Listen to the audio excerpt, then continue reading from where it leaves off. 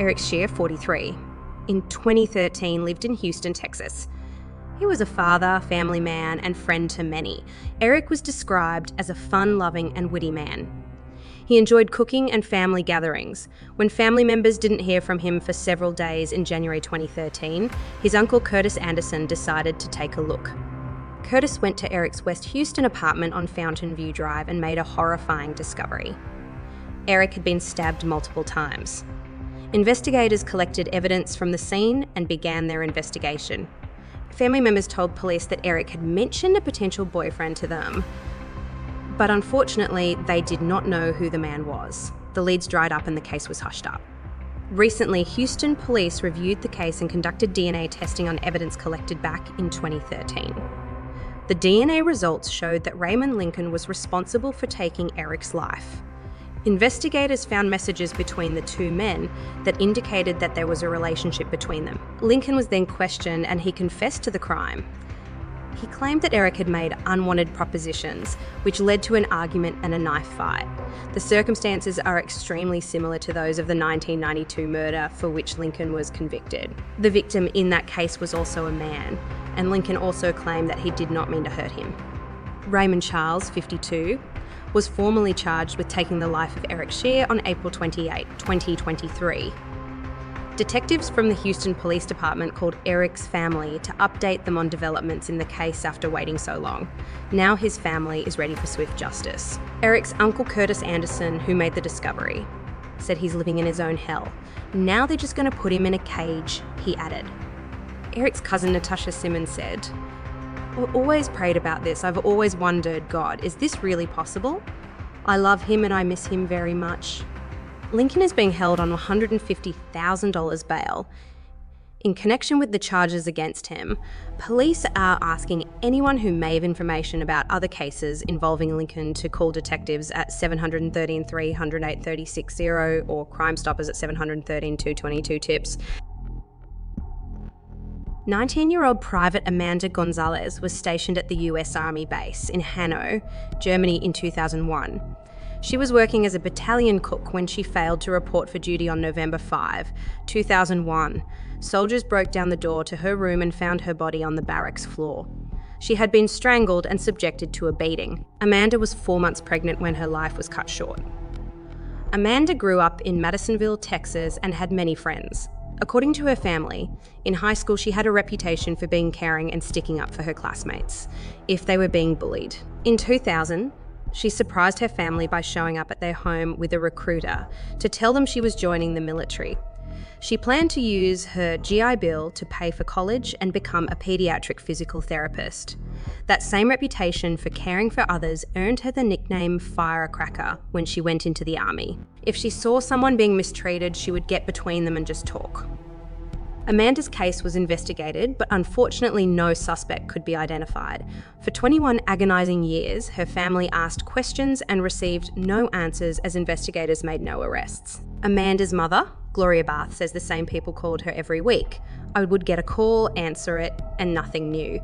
It was the same story, just like a recording. Every time we go to her grave, I tell her I don't give up. I'm not giving up. Gloria and her husband, Michael Bates, spent years writing letters to lawmakers and appearing on shows like Dr. Phil and America's Most Wanted.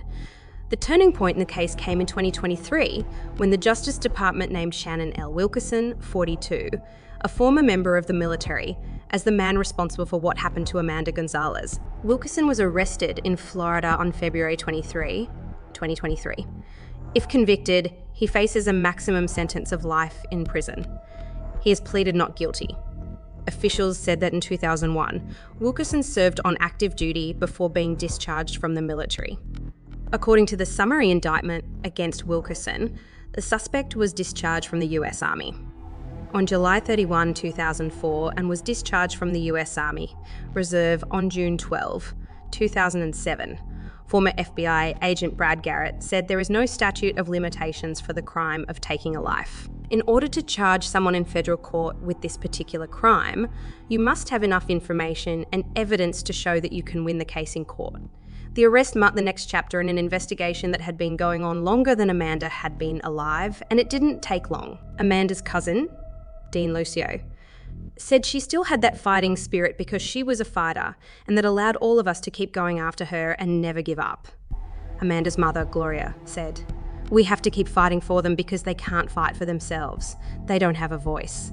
You are their voice." Amanda's stepfather, Michael Barth, said he hoped that the tragedy his family experienced could improve conditions for female soldiers. Unfortunately, no motive for the crime was given, and investigators also did not specify what led them to Shannon L. Wilkerson. Robin Lawrence, 37, was a resident of Fairfax, Virginia in 1994. She was married to Ali Lawrence and they had a 2-year-old daughter together.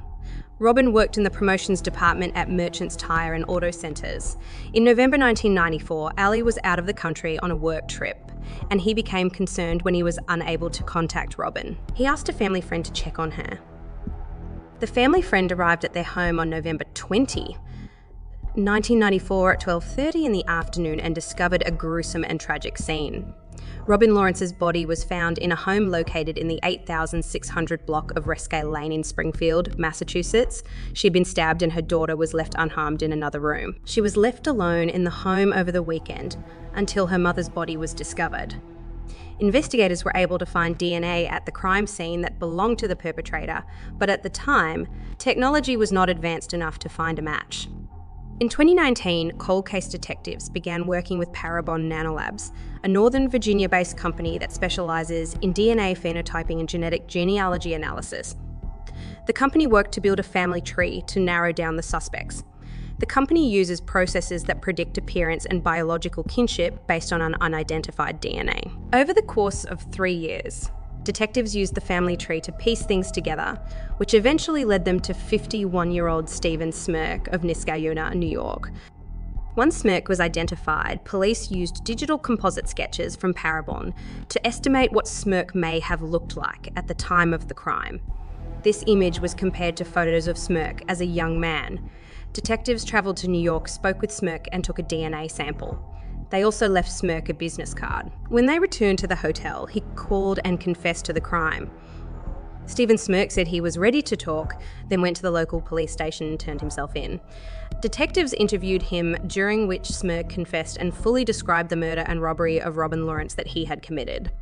In September 2023, the Fairfax County Police Department held a press conference.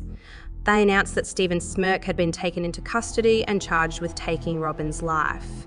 Ely Corey, Deputy Chief of Investigations, stated that the crime was accidental and there was no connection between Smirk and Robin. It was also noted that Smirk has no criminal history, and this was the first time he had been arrested. Corey said that Smirk will be extradited from New York to Virginia. He also noted that Smirk is not a person of interest or suspected of any other crimes that the department is aware of.